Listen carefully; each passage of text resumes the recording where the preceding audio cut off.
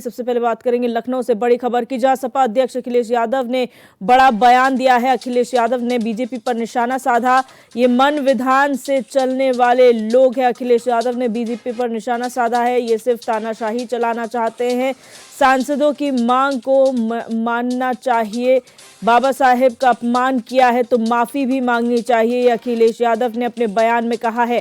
तो ये बड़ी खबर आपको बता रहे हैं, जहां पर गृह मंत्री के बाबा साहेब भीमराव अंबेडकर पर की गई टिप्पणी के बाद सियासत गर्मा गई है। इसी क्रम में लखनऊ में सपा अध्यक्ष अखिलेश यादव ने भी बड़ा बयान दिया है और उन्होंने बीजेपी पर निशाना साधते हुए कहा कि ये मन विधान से चलने वाले लोग हैं, ये सिर्फ तानाशाही चलाना जानते हैं।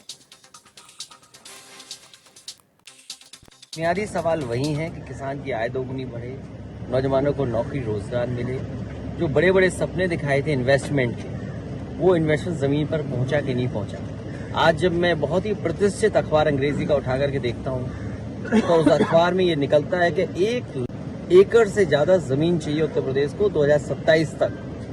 वो जमीन को एक्वायर करना चाहते हैं। जो इतनी बड़ी बात कर रहे हैं, 1 लाख एकड़ से ऊपर लैंड एक्वायर करने जा रहे हैं। आखिरकार इनका बजट क्या था? क्या इनके पास बजट था? तो जो इन्वेस्टमेंट के लिए 5 लाख 4 लाख करोड़ के एमओयू किए थे, जब जमीन ही नहीं थी तो इसका मतलब एमओयू नहीं आए होंगे। ये बिजली जो हमारे गरीबों को सस्ती दी थी समाजवादियों ने, इन बीजेपी वालों से पूछिए कि दिल्ली और लखनऊ में सरकार आपकी है, अगर एक भी बिजली का कारखाना लगाया हो तो बताता। गृह मंत्री अमित शाह के संसद भवन में अंबेडकर को लेकर दिए गए बयान पर तमाम विपक्षी हमलावर है। इसी क्रम में मेरठ के जिलाधिकारी कार्यालय में सपा कार्यकर्ताओं ने जमकर प्रदर्शन किया। साथ ही अमित शाह मुर्दाबाद के नारे भी लगाए। कार्यकर्ताओं का कहना था कि गृह मंत्री ने बाबा साहेब भीमराव अंबेडकर का अपमान किया है, वो इस मुद्दे पर माफी मांगे, नहीं तो एक बड़ा आंदोलन होगा। मौके पर सपा के जिला अध्यक्ष विपिन चौधरी ने अतुल प्रधान के साथ विधानसभा में किए गए व्यवहार पर भी विरोध जताया। उन्होंने कहा कि बीजेपी सरकार लगातार संविधान का हनन कर रही है। सपा सड़क से लेकर संसद तक बीजेपी के खिलाफ आंदोलन करेगी।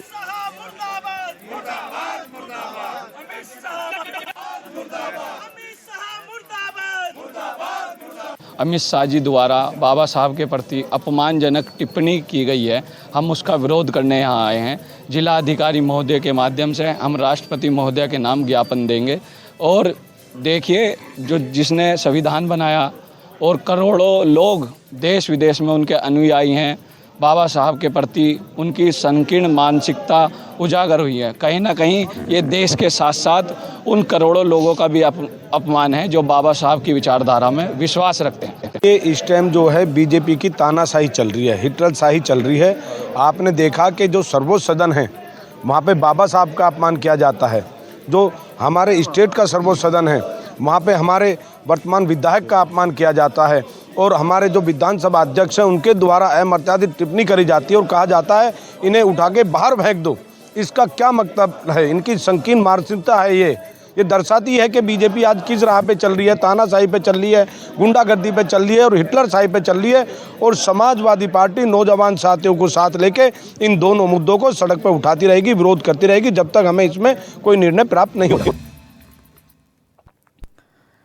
और बात करेंगे कानपुर से बड़ी खबर की, जहां एसीपी मोहसिन खान की गिरफ्तारी पर रोक लग गई है। ये बड़ी खबर आपको बता रहे हैं, जहां पर इलाहाबाद हाईकोर्ट ने गिरफ्तारी पर एसीपी की रोक लगाई है। हाईकोर्ट ने एसीपी के खिलाफ दर्ज मुकदमे पर भी रोक लगा दी है। 15 दिन के बाद इस मामले में इलाहाबाद हाईकोर्ट में अगली सुनवाई होनी है। कानपुर आईआईटी की छात्रा ने यौन शोषण का आरोप एसीपी पर लगाया था, जिस पर सुनवाई हुई और अब उनकी गिरफ्तारी पर रोक लग गई है। और जो मुकदमा उनके खिलाफ दर्ज किया गया है उस पर भी फिलहाल रोक लगा दी गई है हाईकोर्ट द्वारा। अब अगले 15 दिनों के अंदर सुनवाई होनी है।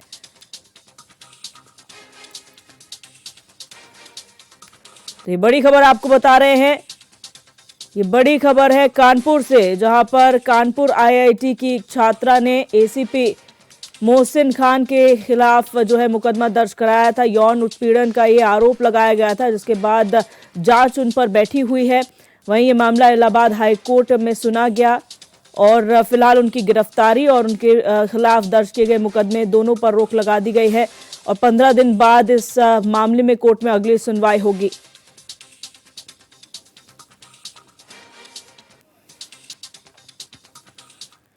कानपुर के सीसामऊ नाले में एक नवजात की गिरकर मौत हो गई थी। नवजात की मौत होने के बाद वहां पहुंची महापौर ने नाले के पास अतिक्रमण करके वहां रहने वाले झुग्गी झोपड़ी के लोगों से मुलाकात की।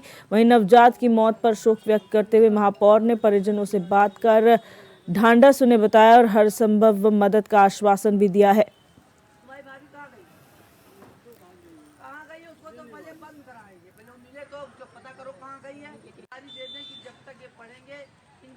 जो मुझे पहले करना चाहिए वो मैं आज कर रही हूँ, इसलिए मैं हो सकता है मैं अपने को माफ न कर पाऊँ। आज पूरा बजरिया से लेकर वीआईपी रोड तक कल सवेरे बेहद अतिक्रमण, एक भी पूरे नाले के ऊपर कुछ नहीं बचेगा। उसके चौतरफा 4 फुट क्या कहते हैं दीवार, और दीवार के ऊपर 10 फुट की जाली लगाएंगे। आपने देखा होगा जहाँ मेरी बड़ी बहन आदरणीय पूर्व मंत्री प्रेमलता जी रहती है, वहाँ मंदिर है।